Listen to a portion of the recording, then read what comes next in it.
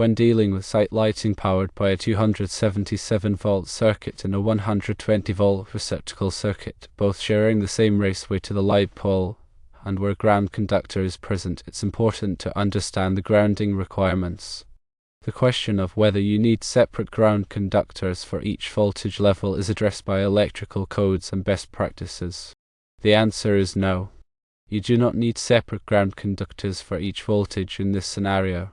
The grounding conductor's primary purpose is to provide a low impedance path for fault current to return to the source, thus facilitating the operation of overcurrent protective devices like circuit breakers or fuses. This is crucial for safety, preventing electrical shock hazards and minimizing equipment damage during fault conditions. A single grounding conductor, sized appropriately according to the overcurrent protection for the largest circuit in the raceway, is sufficient to provide this fault current path for both the 277-volt and 120-volt circuits. The size of the grounding conductor is determined by the size of the ungrounded conductors in the circuit.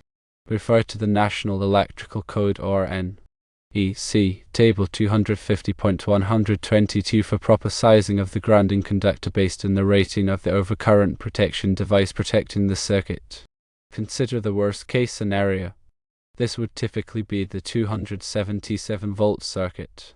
The grounding conductor size for the 277-volt circuit will also adequately serve the 120-volt circuit since it is already sized to handle the fault current associated with the higher voltage circuit. It is important to ensure proper bonding between the metallic raceway, the light pole, and all metal enclosures housing electrical equipment. Bonding connects all non-current carrying metal parts to create an electrically continuous path back to the ground point at the service entrance. This ensures that in the event of a fault, the fault current can flow back to the source through the grounding system, tripping the circuit breaker and energizing the circuit quickly and safely. Grounding and bonding are critical for electrical safety, and it is necessary to follow applicable electrical codes such as the National Electrical Code, or NEC.